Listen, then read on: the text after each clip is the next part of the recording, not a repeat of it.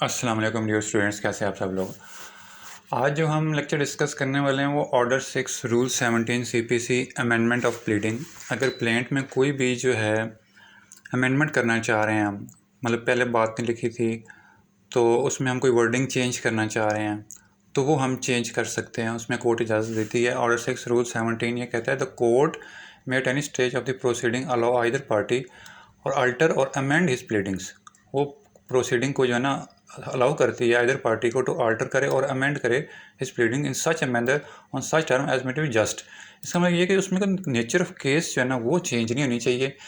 तो उसमें जो है ना जितनी भी कंट्रोवर्सी जो बिटवीन द पार्टीज़ थी, जो रियल क्वेश्चंस थे उन पार्टीज़ में, तो उसकी जो है ना वो उसमें ऐसे कह सकते हैं जैसे कि नेचर ऑफ द चेंज जो है ना, नेचर ऑफ केस जो है ना वो चेंज नहीं हो। जैसे कि स्पेसिफिक परफॉर्मेंस का केस था, उसके नेचर चेंज करके हम उसको कैंसिलेशन ऑफ डॉक्यूमेंट्स में बना दें, तो ये नहीं होगा। जो नेचर ऑफ केस को चेंज नहीं करेगा और उसमें सारा कुछ वही आएगा। स्पेसिफिक वर्डिंग हमने बस डालनी है कि उसमें जो है ना ये वर्डिंग हमने बता देनी है कि ये हमने ये वर्डिंग इसमें चेंज कर रहे हैं हम, लेकिन इसमें जो है ना कोई भी सूट की नेचर जो है ना वो चेंज नहीं हो रही। तो फिर इस तरह से जो हम दावा दायर करेंगे। अभी नीचे भी हम इसके बाद एक मैं आपको ड्राफ्ट भी करके दिखाऊंगा। ये हम ड्राफ्ट करेंगे कि जिसके जब हम के प्लेंट को हम किस तरह अमेंड करके लिए एप्लीकेशन जो है ना वो देंगे कोर्ट में। तो अभी इसमें ये पॉइंट ये था, इम्पोर्टेंट पॉइंट ये था कि ये नेचर ऑफ केस जो है ना वो चेंज नहीं होनी चाहिए इसमें। और बस ये है कि इसमें जो भी हमने अमेंडमेंट पहले दावा फाइल किया था, जैसे कि स्पेसिफिक परफॉर्मेंस का किया था तो उसको स्पेसिफिक परफॉर्मेंस में रहना चाहिए। कैंसिलेशन ऑफ डॉक्यूमेंट का किया था तो कैंसिलेशन ऑफ डॉक्यूमेंट के अंदर ही रह के ना उसके हम वर्डिंग को स्पेसिफिक चेंज करेंगे, उसको स्पेसिफिक वर्डिंग उसमें ऐड कर देंगे हम। और उसका तरीका क्या होगा वो मैं अभी आगे चल के आपको बताता हूँ। उसमें केस ला आप एक नोट कर लें, 2018 SCMR 82 ये केस है। अगर ये केस ला आप जब देखेंगे ना इसको सर्च करके नेट से, तो आपको काफ़ी चीज़ें क्लियर हो जाएंगी कि हम कैसे इसमें पूरा का पूरा ये जो है ना केस ला जो है ना ये आपको सारी चीज़ें क्लियर कर देगा। 2018 SCMR supreme court monthly review page 82 2018 का है, ठीक है। इसको आप ज़रूर देखिएगा आप। और उसके बाद आगे आता है जी order 7 rule 11 rejection of plaint में जो है ना हम दावा का जो है ना वो, जैसे मिसाल के तौर पे इसमें ये कहा गया है कि कोई कॉज ऑफ एक्शन नहीं है, उसकी वजह से रिटर्न हो गया है और अंडर वैल्यूड है, बार्ड बाय एनी लॉ है। बार्ड बाई जो है ना इसमें टाइम बार हो गया है, वो विद लीव के अंडर वैल्यूड है। कोर्ट वैल्यूशन उसने डाली नहीं, कोर्ट फीस नहीं डाली, अंडर वैल्यू कोर्ट फीस नहीं डाली within time fix by the court with relief claim properties value but the plain return upon the insufficient stamp duty नहीं उसकी हमने पे की हुई and play requisite stamp paper without the time fix to the court. और अगर ये time बार नहीं होना चाहिए इसको, मतलब इसका टाइम नहीं होना, जैसे कहते हैं ना टाइम गुजर गया उसका, तो वो कोई स्पेसिफिक जो है ना टाइम लिमिटेशन नहीं उसकी गुजर गई टाइम की, तो फिर हम कर सकते हैं। अगर लिमिटेशन गुजर गई है तो फिर वो मुश्किल हो जाएगा। लेकिन ये नहीं है इसका कि अब ये मतलब है कि रिजेक्शन ऑफ प्लेंट हो गई है आपकी इन सारी वजूहत की बिना पे कि कॉज ऑफ एक्शन नहीं है, अंडर वैल्यू नहीं है और उसके पास स्टैम्प ड्यूटी नहीं है और लिमिटेशन पीरियड नहीं है उसका। तो फिर ये नहीं है कि इसका मतलब ये है कि रिजेक्शन आप नया दावा फाइल कर दें। अगर उसमें जो है क्या कहते हैं टाइम लिमिटेशन पीरियड के अंदर अंदर है अगर, तो फिर तो आप ठीक है कर सकते हैं, उसमें आप कॉज ऑफ एक्शन ऐड कर दें नए दावे में तो वो चल जाएगा। अगर अंडर वैल्यूड है तो उसको वैल्यू प्रॉपर कोर्ट फीस लगा दें, स्टैम्प कर दें, तो ये सारा कुछ अगर आपके पास कर सकते हैं तो कर लें। लेकिन लिमिटेशन पीरियड के अंदर अंदर होना चाहिए उसको। लिमिटेशन पीरियड गुजर गया तो फिर वो मुश्किल हो जाएगा, ठीक है। बार्ड बाय एनी लॉ जो है ना ये डी ये कह रहा था कि where the suit appears from the statement in plaint to be barred by any law.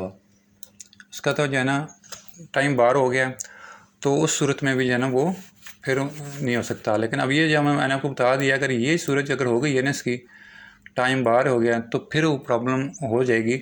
लेकिन अगर ये तीनों चीज़ें हैं तो फिर आप नया सूट जो है ना उसको फाइल कर सकते हैं, ठीक है। ये रिजेक्शन ऑफ प्लेंट में ये था।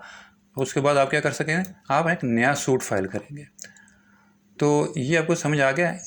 मैं दोबारा रिपीट कर देता हूँ कि जब भी हमने रिजेक्शन ऑफ प्लेंट की आ गई हमारे पास, हमारी प्लेंट रिजेक्ट हो गई, तो फिर हम एक न्यू दावा फाइल करेंगे, न्यू प्लेंट फाइल करेंगे। उसमें हम कॉज ऑफ एक्शन नहीं है तो कॉज ऑफ एक्शन डाल देंगे, प्रॉपर एक कोर्ट फीस कर देंगे, उसमें अंडर वैल्यूड है तो कोर्ट फीस हम उसमें डाल देंगे, प्रॉपरली स्टैम्प्ड कर लेंगे उसको।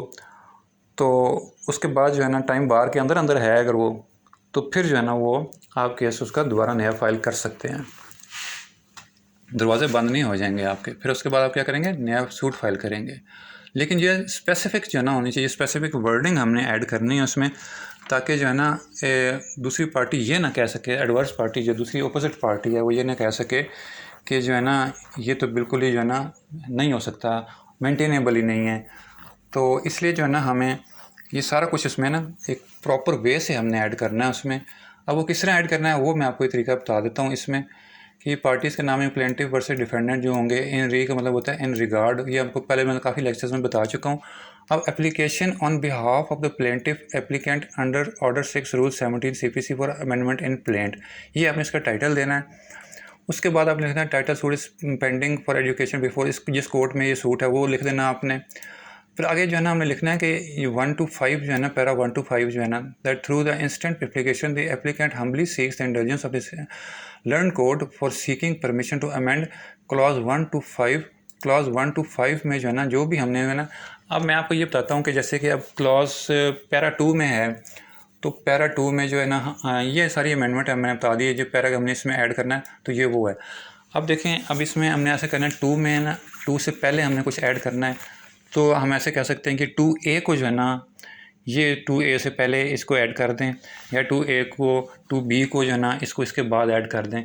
ये वर्डिंग हमने इसमें ऐड करनी है, तो ये आप इस तरह कर सकते हैं, दोबारा जो है ना वो दे देंगे। अब ये जैसे एक जो है हमने अमेंडमेंट इसमें देखी है की है, जब भी सूट होगा उसमें जिस पैराग्राफ के बाद भी हमने ये करनी है तो वो हम वहाँ पे इसको ऐड कर देंगे। अब मिसाल के तौर पे ये तीसरे पैराग्राफ, अब इसमें लिखा हुआ है clause 1 to paragraph 5 of this plaint. अब उसके अलावा पैराग्राफ 1 to 5 में जो है ना हमने जो है ना इसमें ये अमेंडमेंट करनी है, तो ये हम पहले मेंशन करना जो है ना इसको भूल गए थे, तो अब हम इसको मेंशन करना चाह रहे हैं। ठीक है, ये पैराग्राफ जो अभी आपसे हमने जो है ना पैरा 5 में ना, क्लॉज 1 में ना, क्लॉज 1 हमने इसमें ऐड किया, पैरा नंबर 5 है।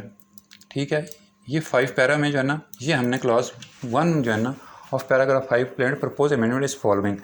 अब पैराग्राफ 5 की जो है ना उसकी अमेंडमेंट में ये ऐड किया जाएगा।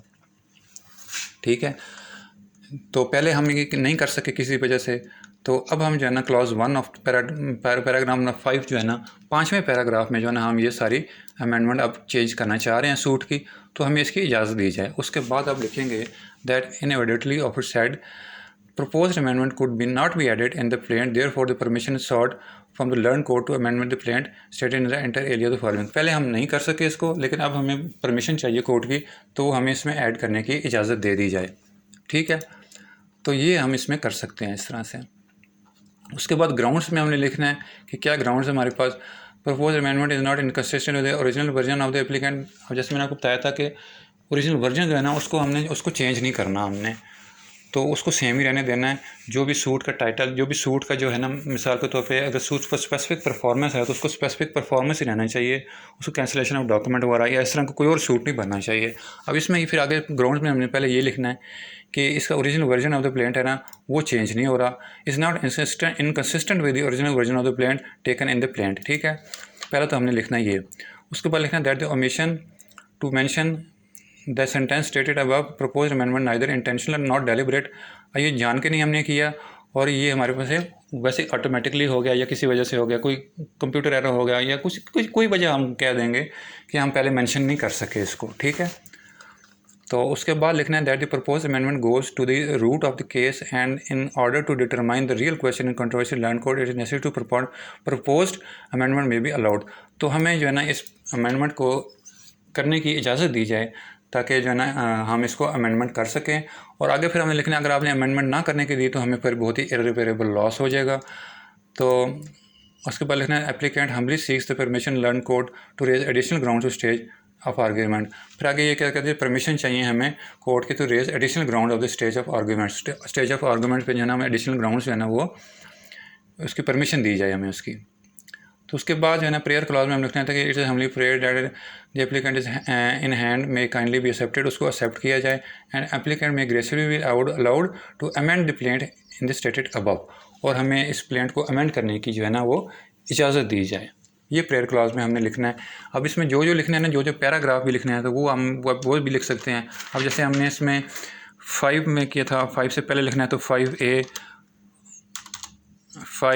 जो है हम इसमें ऐड करना चाह रहे हैं, तो इसको हम 5A का पैराग्राफ जो भी लिखने होंगे, जो भी ऐड करना है, 2A 3A 4A 5A, तो वो हम सारे पैराग्राफ को यहाँ पे वो लिख सकते हैं कि हमें इन पैराग्राफ्स को जो है ना करने की इजाज़त दी जाए। फिर यहाँ पे एप्लीकेंट के साइन आ जाएंगे, फिर थ्रू एडवोकेट हाई कोर्ट नाम आ जाएगा एडवोकेट का, नीचे जो है ना ये आ जाएगा एड्रेस आ जाएगा। तो इस तरह से जो है ना ये हम रिजेक्शन ऑफ प्लेंट अगर आ गई, सॉरी रिजेक्शन ऑफ प्लेंट कह रहा हूँ, इस तरह से जब हम प्लेंट जो है ना उसको अमेंड करने के लिए हमारे पास कोई एप्लीकेशन आ जाती है तो हम उसको इस तरह से अमेंड कर सकते हैं। और रिजेक्शन ऑफ प्लेंट की जब आ जाती है बीच में, अगर कोई रिजेक्शन ऑफ प्लेंट की वजह से हमारी रिजेक्ट हो जाती है प्लेंट को, तो उसको फिर हम एक नया दावा जो है ना उसमें डाल सकते हैं, नया दावा दायर कर सकते हैं। उसमें कॉज ऑफ एक्शन डाल दें, अंडर वैल्यूड नहीं है तो उसको स्टैम्प कर दें, वैल्यू कर दें पूरी। और बार्ड बाय लॉ है अगर, तो फिर लॉ टाइम लिमिटेशन पीरियड के अंदर है तो फिर उसको हम फाइल कर सकते हैं। अगर लिमिटेशन गुजर गया पीरियड तो फिर हम उसको नहीं कर सकते। ठीक है, केस लास्ट का मैंने 2018 SCMR supreme court monthly review page 82 है। तो इसमें ये था कि जो है ना उसकी परफॉर्मेंस जो है ना, मतलब नेचर ऑफ केस जो है ना वो चेंज ना, उस नेचर ऑफ केस के अंदर ही रह के ना हम उसको स्पेसिफिक वर्डिंग ऐड करके हम उसको अमेंड कर सकते हैं।